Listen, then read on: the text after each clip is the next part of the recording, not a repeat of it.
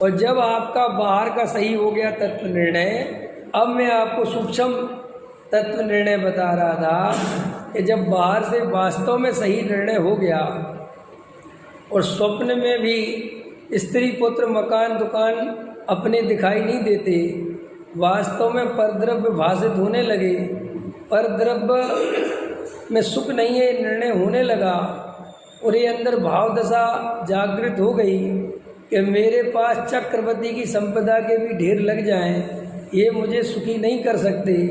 ये अंदर से मजबूत निर्णय हो गया, चाहे मुझे कितने ही पद प्रतिष्ठा मिल जाए ये मुझे सुख नहीं दे सकते। चाहे मेरे पास एक लड़का नहीं हजारों लड़के जवान लड़के हो जाएं, वे मुझे सुखी नहीं कर सकते। स्त्री मुझे सुखी नहीं कर सकती, धन संपत्ति मुझे सुखी नहीं कर सकती। एक बार में ऐसा मजबूत निर्णय हो गया कि स्वप्न में भी अब अंदर श्रद्धा में ये भाव नहीं आता कि ये पर द्रव्य मुझे सुखी कर देगा। बिल्कुल अंदर से बिल्कुल बैठ गई ये बात, नहीं पर द्रव्य से सुख का कोई संबंध, ये निर्णय हो गया।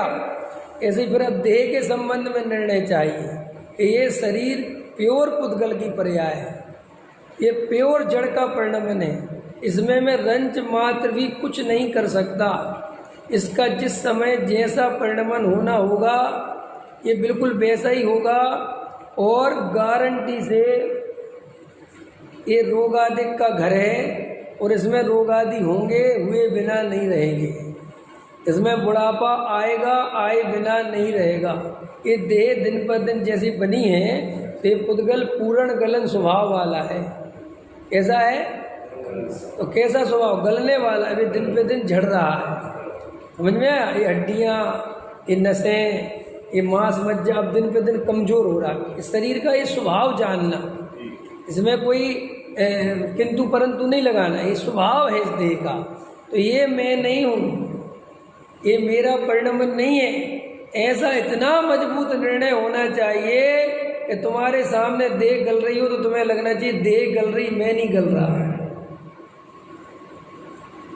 ये सारा निर्णय देह के संबंध में।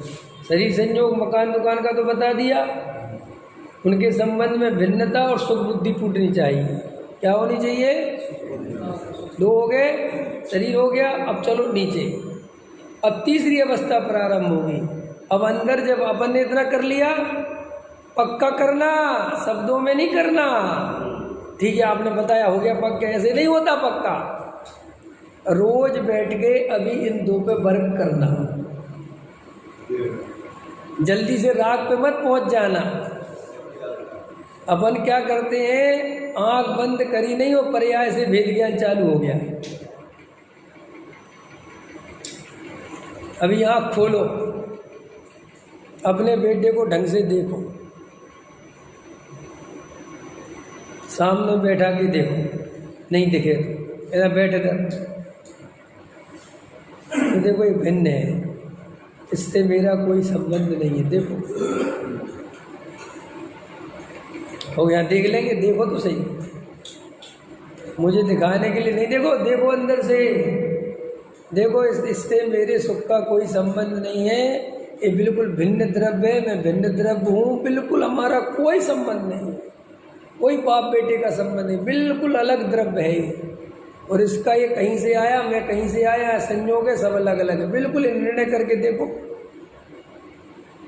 उसमें जो एकत्व चल रहा है उसको फील करो, पहले भिन्न नहीं करो, पहले जो एकत्व चल रहा है उसमें जो सुख बुद्धि चल रही है उसे फील करना सीखो कि देखो है कि नहीं।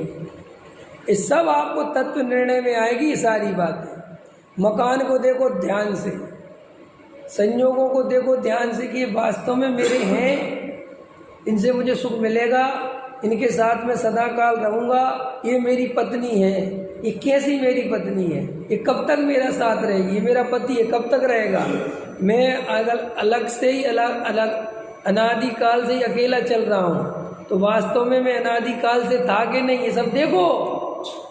इतना देखोगे तो अंदर कुछ पता चलेगा कि हमारा निर्णय क्या पड़ा हुआ है। इसको कहते होश में जियो थोड़ा। क्या होता है, जल्दी से मंदिर में आए, अपनी ज़िंदगी कैसी चल रही वो बता देता हूँ मैं। अपन जल्दी से घर पे नहाया धोया, जल्दी जल्दी उठे बैठे जो भी है, और नहा धो के फटाफट कपड़े पहने मंदिर आ गए। मंदिर कौन आया, किसने नहाया, कौन धोया, कुछ नहीं पता हमें, क्योंकि रोज का कार्य हो गया ना। फिर फटाफट आए, नमो इंद्राणु शुक्राणु अज्ञाणु सब शाणु जो भी बोलते हो, फटाफट चावल बावल चढ़ाए, जैसे दर्शन करते हो करे। अगर पूजा के टाइम पे आ गए तो पूजा करने लग गए, ठीक है कि नहीं। इधर आ गए, मंदिर आ गए, अब स्वाध्याय में। अब स्वाध्याय में क्या है, आपको थीम रटी हुई है। हम सबको स्वाध्याय की थीम समझ गए, स्वाध्याय की थीम समझते हो ना। जैसे आपने कोई पिक्चर बार बार देखी हो तो आपको पिक्चर, वही पिक्चर लगा दी जाए तो पूरी पिक्चर दिखती है ना आपको कि अब क्या होगा, अब क्या होगा। जैसे आपको स्वाध्याय में यहाँ वेद ज्ञान की बातें चलती हैं, शरीर अलग है, मैं आत्मा हूँ, राग आदि से भिन्न हूँ, जानना दिखना मेरा स्वभाव है, पर धर्म में सुख नहीं, आत्मा ज्ञाता दृष्टा है, नरक निभूत चला जाएगा, चार गति में घूम जाएगा अगर मैं अपने को आत्मा। ये पूरी थीम रटी हुई है। और प्रवचनकारी भी उसी पर रोज रोज बोलता है, आप भी रोज रोज सुनते हो, तो एकदम सेट हो गया टेम्परेचर, एकदम टेम्परेचर सेट, समझ में। अब कुछ अब आप सोते हो, सुनते हो, सब बराबर बोलते हो, क्योंकि एकदम बराबर है, वही वही बातें। और फिर आप यहाँ से घर चले आए, तो फिर हमने कहा कि वेद ज्ञान करना, तो आपने वेद ज्ञान के नाम पे क्या सीखा, राग आदि का कर्ता भोक्ता मैं नहीं हूँ, शरीर का कर्ता भोक्ता मैं नहीं हूँ, मैं तो ज्ञान स्वभावी जीव तत्व हूँ, जानना देखना मेरा स्वभाव। तो वेद ज्ञान करने जैसे कदाचित बैठ भी जावे तो वहाँ क्या करता है, स्त्री पुत्र कुटुंब परिवार मेरे से भिन्न है, ऐसे ही कर माला जपता है।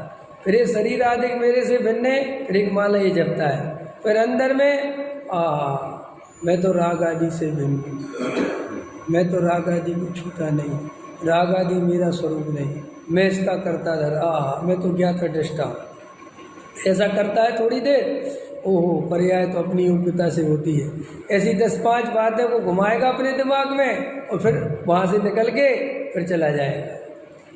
तो फिर इतनी बेहोशी है कि वो वेद ज्ञान भी बेहोशी में हुआ, फिर वहाँ से निकला, फिर अब मैं क्या कर रहा हूँ, वो भी बेहोशी में हुआ, मैं दर्शन पूजन पाठ स्वाध्याय भी बेहोशी में हुआ, और इसी बेहोशी में वेद ज्ञान भी होता चला जाता है। और बेहोशी बिल्कुल नहीं टूटती कि साहब आपको कैसे पता कि बेहोशी में हुआ, अगर होश में हुआ होता तो वेद ज्ञान का फल कसाय की मंदता है। अगर सच्चा वेद ज्ञान हुआ होता तो आसक्ति टूटती है, गारंटी से टूटती है, मायाचारी छूटती है, लोभ आदि कमजोर होते हैं, लिखा है टोडामल जी साहब ने। अगर सच्चा स्वाध्याय करे और कसाय मंद नहीं हो, 3 काल में संभव नहीं है। तो सम्यक ज्ञान चंद्रिका में लिखा ना स्वाध्याय के 10 लाभ, पढ़े होंगे आप सबने। तो जब स्वाध्याय जैसी स्थूल चीज के 10 लाभ हैं तो वेद ज्ञान का कितना लाभ होना चाहिए। और अगर सही वेद ज्ञान होगा तो उत्तरोत्तर बढ़ेगा, घटेगा नहीं, अंदर ही अंदर बढ़ेगा। लेकिन वेद ज्ञान करने के बाद भी आसक्ति टूटती नहीं, एकत्व टूटता ही नहीं। जहाँ परिणति थी वहीं है, स्त्री पुत्र कुटुंब परिवार के प्रति जो चिंता थी वो कल थी, वो आज भी है, उनके प्रति जो भाव था वो अब भी है। इसका मतलब ये है ये सारा वेद ज्ञान बेहोशी में किया गया है।